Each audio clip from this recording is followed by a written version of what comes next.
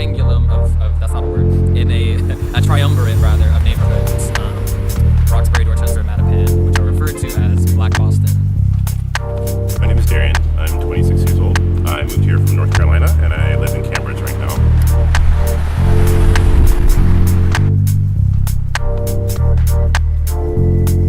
Set up well. I can start? Yeah. Alright, I'm gonna clap again, they'll be surprised. So we are here, and now of course the train wants to come. Yeah. I'll take it with posterity. Come on, public transit. So we are here in Roxbury, a neighborhood of Boston that is sort of like halfway in between downtown Boston and the farther southern reaches of it. So we are here thinking about, well, first of all, we're eating food, and we're thinking about spaces, because Roxbury is in a really particular moment in Boston. And Roxbury is a neighborhood that is really at a precipice of redevelopment and gentrification, so-called. Dudley Square is a couple blocks down from us, and Dudley Square is a major transit hub. That is, people don't like going to Dudley Square because it's, they think that, certain types of people hang out there. I mean, it's definitely a very majority African American neighborhood with a fair few Caribbean and Somali folks as well. But there's sort of a perception that unsavory people hang out in Dudley Square. And it's got me really thinking. A place that has a familiar aesthetic in terms of that, familiar types of stores and commerce, and definitely black and brown people, can often feel a lot more comforting than a more upscale or affluent or brought up C neighborhood. We have this issue in Boston with neighborhoods like the Seaport. The Seaport is a completely brand new neighborhood opened about 5 years ago that used to be shipyards and is now a really upscale housing, residential and nightlife commerce neighborhood. That was kind of called out very succinctly in last year's edition of the Globe for only involving white developers and making programming and architecture for white people. So we get to this thing, it's like, where do we feel comfortable? Do we have to be in sort of like white gay establishments? Or do we have to be in sort of color but very heteropatriarchal circumstances? I mean, we're lucky in Boston that we do have spaces that are gay and of color, queer and of color, lesbian and of color, trans and or of color. So there's a little bit of that here, but in general, I mean, it definitely does feel like a juxtaposition of those two, white queer and of color, but a little irky. You've been here for 3 months now, so what is your perception of these spaces?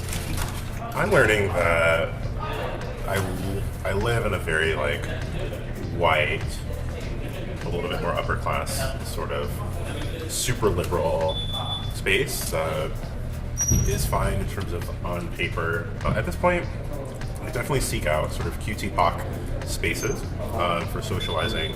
But when it comes to more daily life stuff, I'm moving into a place where I don't even necessarily need a super queer and trans space to feel comfortable.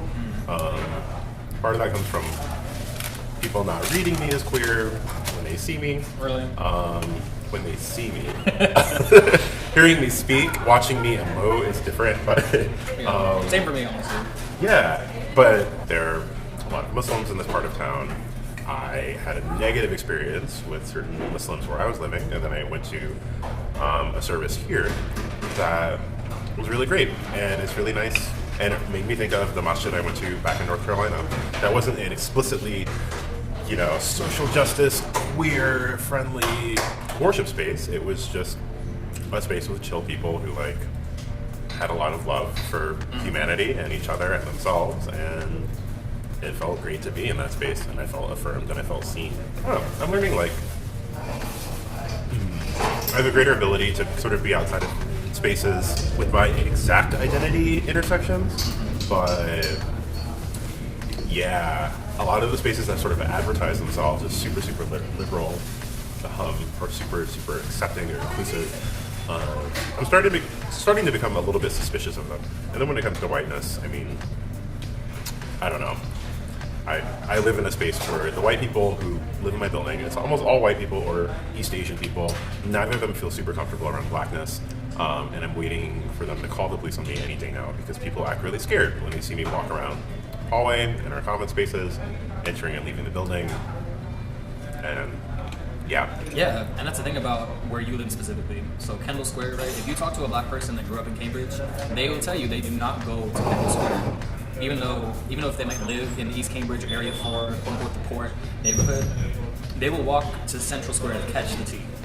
Because they feel that the Kendall Square like area right around the T is so heavily surveilled and sort of like, if you're of color and you're especially visibly black or brown, you're just so visible there in a way that's very, very uncomfortable. I think you see that in a lot of places in Boston too, and it's just not discussed that the fabric of how people access transport is like that, and how people access spaces too, whether it's a university space like MIT, another sort of professional space, or even a social space. I know back in North Carolina, like the first thing I look up when I move somewhere is just like, okay, what are the gay bars? What are the lesbian bars? Like, where can I share space with people socially? And I realized that like a lot of the gay bars were very, very white and very, very middle and upper middle class, at least for the South. And and they were also like kind of dead and like not popping at all. And it made me, I knew there were LGBT people, I knew there was a huge community, and I wondered where they had space. And I started talking to people and they'd be like, oh no, I avoid that venue. Oh no, I avoid that club. I create space for myself at a house party, or we started going to this club on just a specific night. And again, it wasn't explicit. It was just something that kind of happened because, yeah, people felt surveilled in that space, people felt unsafe, people felt it wasn't for them, and they went out of their way. They had to go out of their way to access the space that worked for them. Yeah, and getting back to what I mentioned a little bit off camera, was that there used to be an explicitly of color, explicitly black gay bar here in Roxbury. So down in Dudley Square, and I tried to find the name of it and I couldn't remember it or couldn't find it. But there used to be an institution that was known for the black gay scene of Roxbury, Dorchester, and all of Boston. That closed down, I would like to say in the 90s. But I think I want to go back to like feelings, right? I want to get back to like, how do you feel in these spaces? And like going out, even if it's a night that's like explicitly advertised for black and brown people, but does it feel like a turnout? Does it feel like a place that you can, that you can be comfortable in? At the end of the day, I feel like those spaces that are thoughtfully created for people like me, or people like us, are just places that you feel like you don't have to perform in any kind of way. Or if you're someone who thinks that we're always performing, you at least forget that you're performing. And you're just able to partake. And I think that opens you up in a way to sort of accepting affirmation and affirming others in a really beautiful way. It's also kind of precarious because if you don't have a good time, then it's like, well, damn, like this space that was made for me it wasn't doing it for me. And like, what does that mean? How do I feel isolated? But I think generally, it's just relaxing and it feels liberating to not be performing for someone and to just engage the space. I'm chuckling because there was a tweet that went around earlier this month, or like in October, that was talking about that in terms of brunch, and like how brunch has become this like whole space of like performance. And it was like, here y'all come with the suede spiked loafers and the Hennessy, and like all of this like very ostentatious thing that kind of distracts you from just wanting to like sleep in and then go and have like hearty breakfast version of soul food. And you think you see that more in New York. I haven't noticed too much ostentatious brunch here in Boston. But yeah, I was at an event for writers yesterday, which was not all for writers of color at all, but it was open to writers of color. It was $10 to get in, and they get a drink ticket, and that was good. We got to get some really good cocktails, and then all the other cocktails after that were like $12 a piece. Add in tip, which is like $2 to $3, and then that's a lot of money, for if you're not getting a drink ticket for it. Even a beer, I think I got a beer, it was like $7 or $8. And that's pretty typical of a downtown nightlife space. And then if you inject queer people of color into that space, it's still going to be the same prices. So then it's the accessibility thing of like who can actually afford to be in this space. Or it's not to say that people can't go out and still enjoy things at their leisure, but then this feeling of comfort does have to have an economic consideration, where we would like to see more house parties, we would like to see more community-oriented spaces, but then because the cost of living is so high, just actually administering those spaces is very difficult. There's not really much space or like financial ability to maybe do a lot of super experimental things because renting space is incredibly expensive in the city. And like you said, businesses maybe can't experiment or shift things around a little bit because they're focused on paying their bills and like existing. Talk about Tokyo. I mean, I want to understand what that was like. I mean, and not necessarily thinking about of color, because I mean, everyone is sort of color in Tokyo, but also not. Definitely not. The gay scene, the gay and lesbian scene is very hyper fragmented. So, in one sense, it's limiting because certain types of people go to that bar, and certain types of people go to this bar. But if you find the type of bar that you enjoy spending time in, and it usually has to be a bar, drinking is really intense there. Like, you will find your people, and you will find a place of comfort, regardless of body size and age and gender expression, all of these things. Some of this classical kind of hierarchy still exists in some form, but it's pretty. There are options. There's so many options. Looping back to this notion of profit too in Boston, like there are fewer options, and also the ones that do exist, like, are trying to make their money. So if you go to some of the main gay clubs in Boston, I won't name them out of some not wanting to get sued, but if you go to them, it's like you understand that you're there to drive their business.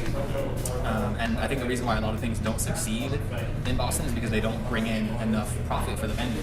Sort of a symptom of Boston being a place where people move in and out very, in cycles, versus, the people that are from Boston and grew up here, have different, I think, venues or different places where they might go. And then there's like weird quirks of like people leaving Boston on Friday to go to Providence, Rhode Island, and go to gay clubs there because they're more poppin' than Boston's gay clubs are on Friday. And like very hyper mobile 20 and 30 somethings of color in Boston probably want to go to Atlanta, or they want to go to Houston, or they like people that have the capability they leave Boston or New York or DC. I mean, it doesn't have to be all the way out there. Something that freaks me out about this place is that there is like a weird, not with everyone, but with a lot of people, specifically queer people, specifically gay men, there's like a huge sort of anxiety and insecurity about not being New York, in terms of what's available for our people. And like, at first I thought maybe it's because I'm coming from North Carolina and a place that has a different set of options and constraints, but I have lived in like, a much bigger city than Boston. And I still have come here seeing that there's like so much potential. There's so many cool things being done. There's a lot of sort of issues and limitations that we've discussed, but I don't see why someone in Boston would want it to become more like New York.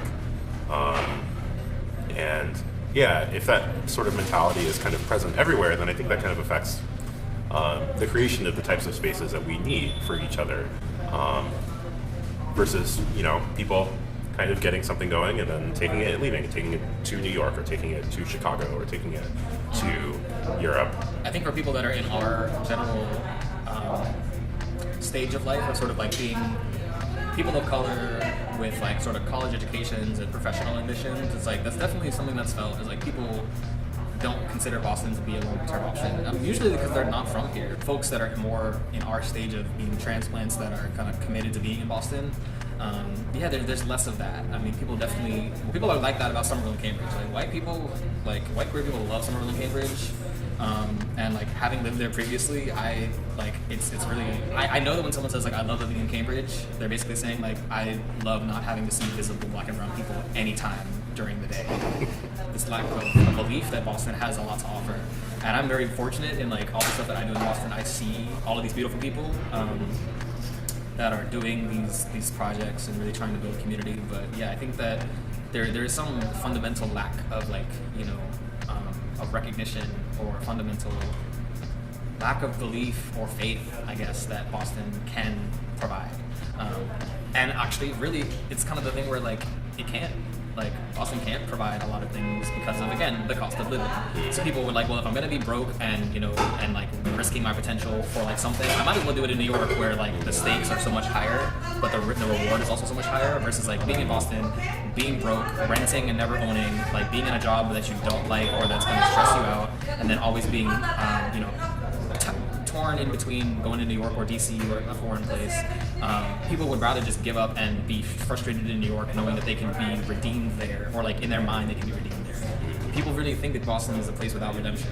So yeah, that lack of unity, or that lack of like understanding, except for Roxbury. So where we're sitting now, there's a lot of the land in Roxbury is cooperatively owned. So That's why there hasn't been a lot of major development here, as land is cooperatively owned through various land trusts and schemes. That's where urban planning comes in handy, because you kind of learn how to do these things that are not just selling land to developers. But yeah, otherwise, like, you know, outside of Roxbury and a little bit of Rochester, there's not as much incentive to like have things like that by the city or by the state or by people that have the power to impact policy. So the people moving in and out and the energy moving in and out is like a symptom of all that. I don't think it was you. I think I was talking to someone else recently about my impression of Boston just being like, coming here, just thinking like, oh, it's just a bunch of pilgrims who are wearing like 2018 kind of aesthetics, and like had no idea that the city is 25% black, and I don't know what percentage of people of color, largely huge diverse groups of people here doing like really incredible things, carving out space for themselves, and that's not how the city is portrayed to the rest of the country, and that's not how the city portrays itself to itself. But that kind of energy is here, and that vibrancy that you talked about is definitely here and has been here for a very long time. And yeah, that's something that's like worth tapping into, and if you're living here, it's something that should be reflected on. Like, oh, there's much more going on in the Boston area than like the fact that there's a bunch of universities here, but that there's a bunch of like biotech firms here, Hospitals, medical research. there's so much else going on, and there's so much to Boston that like you could only really know if you just like walk around and talk to people, and start going out to things. As much failure in various ways exists here, there also is a lot of opportunity. So for someone like myself that grew up in a formerly industrial area in New Jersey, that there is no opportunities for many people, including college-educated people. So yeah. And we're happy to have you there. I'm happy to be here. There's this book called Searching for Safe Spaces by Miriam Chansey, who's a Haitian American writer. And there's this quote that just really succinctly says something there in the book, and it says, for Afro-Caribbean women, the paradox of exile is that in leaving the place that defines them, they gain an understanding of who they are that they otherwise would never have had access to. And that's where I see that so much in Boston, where like people were leaving where they came from, coming to Boston for whatever reason, and becoming who they think they were meant to be, in a way that they would not have been able to where they came from, even if that was a very cosmopolitan place. I don't know if I have anything else to say right now. I'm happy to be around such contemplative people who help me process what's going on in front of me. Always.